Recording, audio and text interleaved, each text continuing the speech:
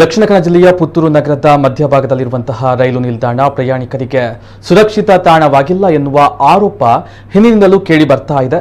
ಇದಕ್ಕೆ ಪೂರಕವಾಗಿ ಹಲವಾರು ಅಪರಾಧಿ ಕೃತ್ಯಗಳು ರೈಲ್ವೆ ನಿಲ್ದಾಣದಲ್ಲಿ ನಡೆದಿದ್ದು, ಆದರ್ಶ ರೈಲು ನಿಲ್ದಾಣವೆಂದು ಕರೆಸಿಕೊಳ್ತಾ ಇರುವಂತಹ ಇಲ್ಲಿ ಪ್ರಯಾಣಿಕರಿಗೆ ಅಭದ್ರತೆ ಕಾಡ್ತಾ ಇದೆ ಎಂಬ ಆರೋಪವಿದೆ.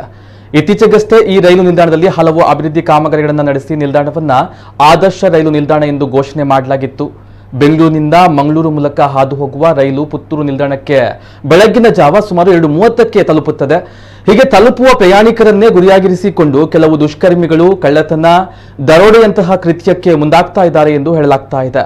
ಇತ್ತೀಚೆಗೆ ಬೆಂಗಳೂರಿನಿಂದ ಪುತ್ತೂರಿನ ಕಡೆಗೆ ಬರ್ತಾ ಇದ್ದ ಮಹಿಳೆಯೋರ್ವರಿಂದ ಬಲವಂತವಾಗಿ ಬ್ಯಾಗ್ ಅನ್ನ ಕಸಿದುಕೊಂಡು ಸುಮಾರು 7 ಲಕ್ಷ ಮೌಲ್ಯದ ನಗದು ಮತ್ತು ಚಿನ್ನಾಭರಣವನ್ನ ದರೋಡೆ ಮಾಡಲಾಗಿತ್ತು.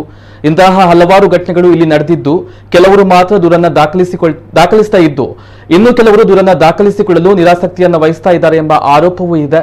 ಇದಕ್ಕೆ ಪುತ್ತೂರು ರೈಲು ನಿಲ್ದಾಣದ ಆವರಣಕ್ಕೆ ಪ್ರತಿದಿನ ರಾತ್ರಿ 10 ಗಂಟೆಯಿಂದ ಬೆಳಗ್ಗಿನವರೆಗೆ ಪೊಲೀಸ್ ಪಹರೆಯನ್ನ ಹಾಗೂ ರೈಲು ನಿಲ್ದಾಣದ ಒಳಗಡೆ ರೈಲ್ವೆ ಪೊಲೀಸರ ನಿಯೋಜನೆಯಾಗಬೇಕೆಂದು ಪ್ರಯಾಣಿಕರು ಒತ್ತಾಯವನ್ನ ಮಾಡಿದ್ದಾರೆ.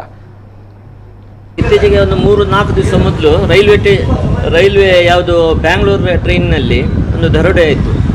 ಇಲ್ಲಿ ಸಾಧಾರಣ 2 ಗಂಟೆಯಿಂದ 3 ಗಂಟೆಗೆ ಟ್ರೈನ್ಗಳು ಬರುವಾಗ ಯಾವುದೇ ರಕ್ಷಣೆ ಇರುವುದಿಲ್ಲ.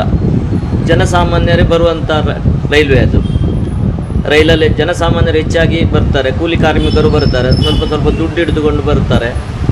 ಅವರಿಗೆ ಇಲ್ಲಿ ರಕ್ಷಣೆ ಕೊಡಲಿಕ್ಕೆ ಯಾವುದೇ ವ್ಯವಸ್ಥೆಗಳು ಇಲ್ಲಿಯ ಆಡಳಿತ ಅಧಿಕಾರಿಗಳು ಮಾಡಿರುವುದಿಲ್ಲ.